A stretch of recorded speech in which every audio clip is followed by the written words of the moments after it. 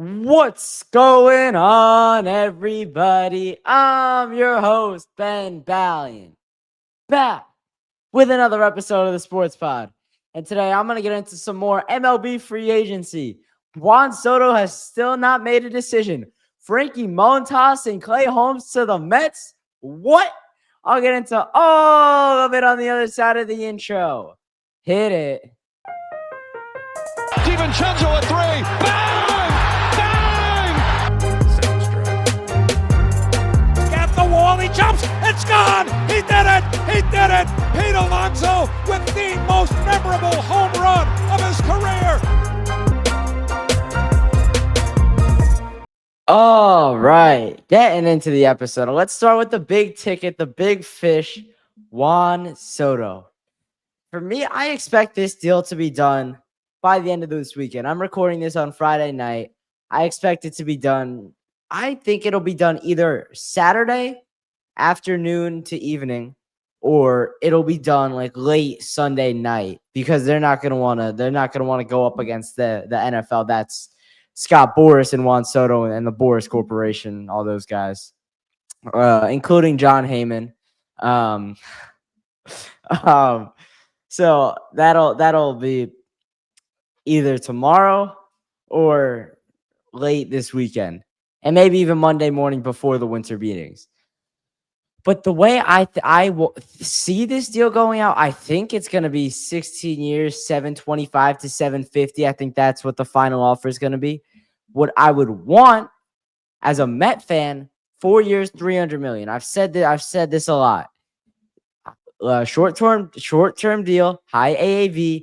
The market's going to saturate by the time his contract's done, and he'll be 30 years old and looking for a 10-year contract.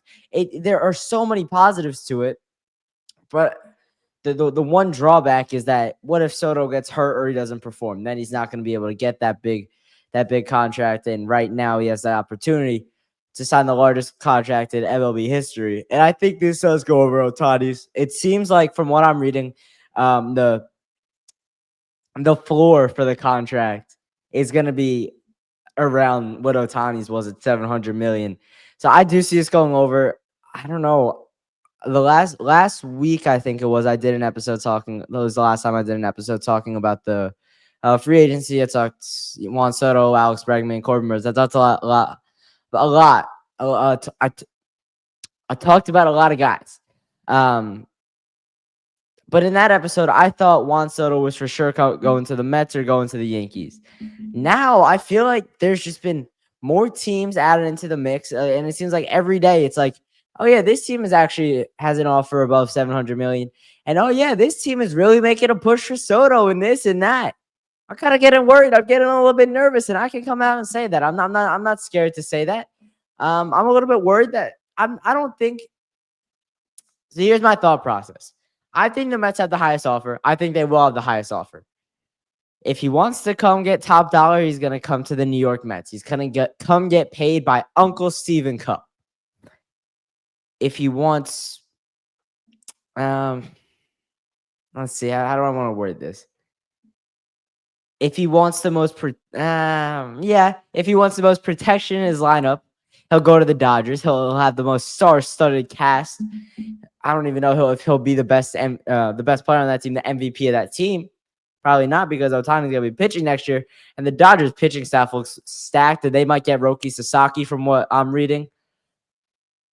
The league is cooked because their rotation just getting away from Soto for like 20 seconds here. Shohei, Yamamoto, Tyler Glasnow when he gets healthy, Dustin May, Clayton Kershaw's going to give it one more year, Tony Gonsolin, and potentially Roki Sasaki. That is 7 guys who can pitch at an all-star level. To go along with a lineup that consists of Mookie Betts, Freddie Freeman, Shohei Ohtani, Will Smith. We saw what Tommy Edman was in the playoffs. The lineup just goes on. Teoscar Hernandez. It's unfair. And then this is the thing with the deferred money. They have the flexibility to do this right now because other guys are deferring money. And me and my dad were talking about this the other day. He was saying, I wonder what they do with the CBA next year. Or the next time the CBA is up, I wonder what they do with deferred money. the players probably want it because it allows them to get bigger contracts because the teams don't have as much financial. Um, they're not in a hole as far as like the luxury tax goes and this and that. The luxury tax and the contracts are going to be way up at that point as well. But players are going to be able to get bigger contracts from that, which they want. So they would push for it for more. I don't think there's any rules on it, but like at the CBA, with the new CBA, they're going to implement something. The players are going to push for more for a high high amount of deferred money like possible.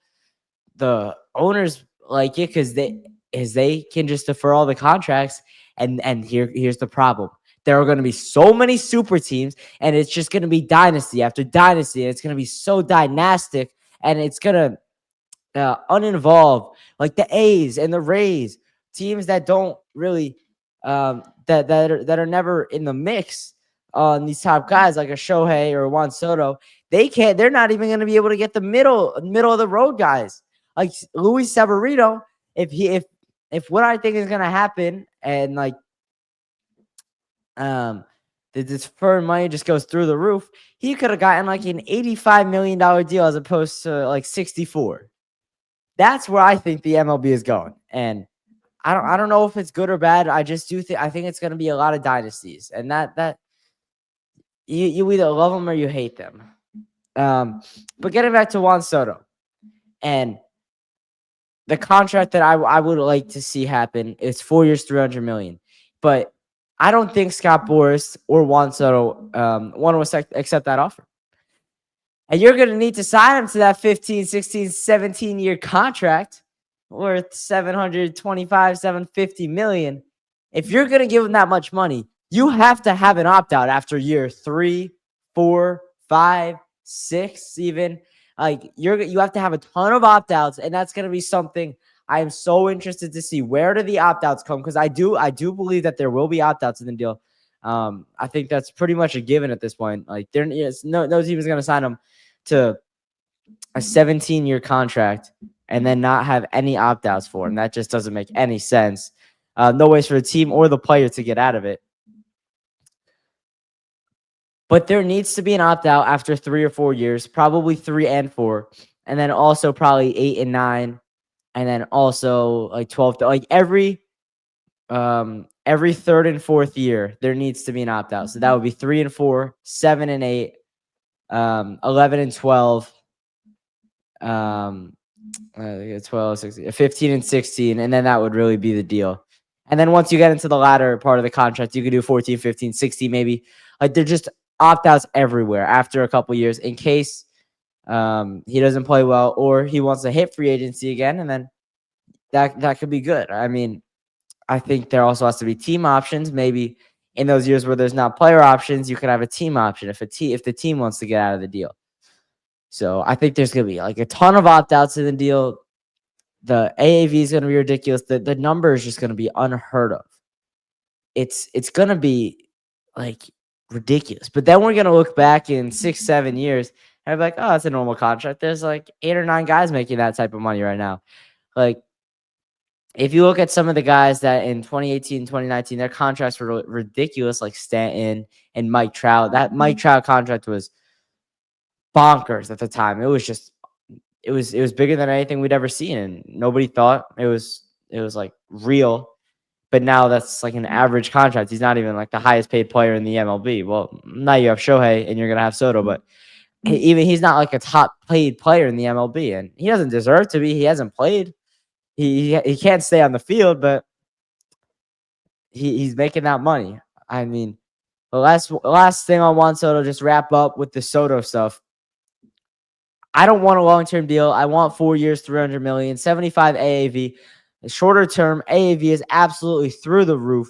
It's going to be like 15 million more than what we're going to see right now. And then once you're 30 and the market saturates a little bit more and there are more, there are larger contracts out there. You could even, I wonder how long it's going to take for there to be the $1 billion contract. It won't be Soto because it's going to have to be one of those 16, 17-year contracts. But, yeah, I mean, and I think the question is, does that first $1 billion contract come in the NBA or MLB? I would say MLB because the NBA, they don't really sign to 12, 15-year contracts. It's all like 5, 6, 7-year deals.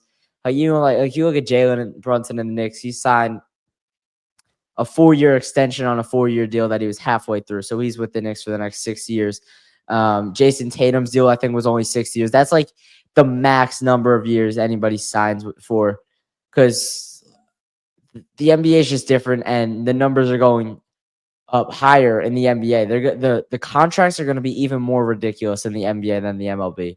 Like the MLB will hit $1 billion first, but the NBA will probably have like the bigger overall contract is in terms of AAV. Because Jason Tatum in the 2029-2030 season, he will be making $72 million. That's ridiculous. I mean, 72 million for a role, but no, I'm just kidding. Hey, Tatum, is he a role player? I don't really know. No, like on a serious note, contracts are getting crazier, but it's all what the market says. That's how owners have to base it off of, and that's how players have to gauge how much money they're gonna get off of. And Soto, he's gonna get a monster deal. It's gonna be one of those super long-term deals. I think the floor is 700 million at this point. I think it's gonna go above that. I think it'll be 725 to 750 for 16 years. That's my prediction. Last prediction, as we're in like the final 48 hours of, like 48 to 72 hours of the Juan Soto decision. All right, let's get to some of the Mets signings. Starting with Frankie Montas. And here's the thing, I don't really mind it. 2 years, 34 million, 17 a year, not a big contract, especially when you compare it to what Sevy got, 3 years, 64, highest contract in in A's history, not MLB history. When I saw the Sevy news, just getting on that for half a second, I know I just said I was going to talk about Frankie Montas, but I want to make this point. When I saw the Sevy deal, I was confused because Sevy, he's played in New York his whole career. He was a good Met last year. And I'm surprised that the A's paid him that much. It was more than the Mets were going to pay him and more than probably every other team was going to pay. So it made sense for him, but I don't know. It's weird that the A's are paying that much for Luis Severino and not a guy like Sean Manaea or a Max Fried. I don't know why, from a Sevy perspective, why does he want to go play in Sacramento for the A's? Because that's where they're going to be for the next 3-4 years, which his contract is a 3-year deal. So he's going to be playing in Sacramento at a minor league park. The A's are really worried about selling at a minor league park. It's ridiculous. I mean, but getting back to Montas, 2 years, 34 million. The Mets picking up another former Yankee that didn't have a good last couple seasons. He wasn't on the Yankees last year. I don't think he pitched at all last year. But they did the same thing with Sevy. They did the same thing with Bader. I know he's a position player, but you get the point. They love their former Yankees. They just signed Clay Holmes. I'll talk about that later. I don't love that signing, but I think there's a way the Mets can fix it. So make sure you stay tuned for that. The Frankie Montas deal, I don't mind it. It's a cheap deal. It's short, very short. You get Montas in the lab with Jeremy Hefner and Carlos Mendoza, and you get him in this Mets pitching lab. You saw what Stearns did last year with Sean Manaea, with Luis Severino turning his career around. I mean, he got the best out of David Peterson. And this is like a coaching staff point. It's not David Peterson, or it's not David Stearns, the wrong David there. They brought the best out of Peterson. Tyler McGill had a pretty much career year, I would say. It was Jose Buto. They revolutionized him. They brought him out of the bullpen, and he was very successful from that standpoint. They found the diamonds in the rough, and that's what David Stearns is going to do. I'm getting my Davids confused tonight. That's what David Stearns is going to do. He's never going to have like a set rotation for more than 2-3 years at a time. Yes, I think the Mets are going to need an ace at some point, and they're going to need a guy for 5-6 years that can just lock down the rotation. But that guy, I think he's going to come up through the Mets farm system. He's going to be the next Jacob deGrom. I don't know if he's in our system right now, but at some point, the Mets are gonna have um, that ace, and they're not gonna sign him as a free agent. They're gonna develop him in their farm system. That's just how it's gonna be. So with Montas, it's just filling the gaps, filling in the gaps, not leaving a stone unturned until they find that guy. Maybe it's a Brandon Sproat. I mean, I expect him to get some run this season, whether it's out of the bullpen or as a starter. I would like it to be as a starter because your rotation as it stands right now, and I know they're going to make more deals, but it's not particularly strong. It's Kodai Senga. It's Frankie Montas. It's Clay Holmes. It's David Peterson. It's Tyler McGill. And maybe a Brandon Sproat. There was one more guy I was thinking of. Um, I don't think there was, but you lost Sevi, Manai is a free agent, and Jose Quintana is a free agent as well. So you got some more. David Stearns has some work to do, and once Soto signs, that's when everyone's gonna get back to work, and they're gonna start signing the guys that they really want, that aren't as big names, and they're not as important. But I wouldn't go after Corbin Burns. I think he's gonna want 5-6 years. I think it's too much for him.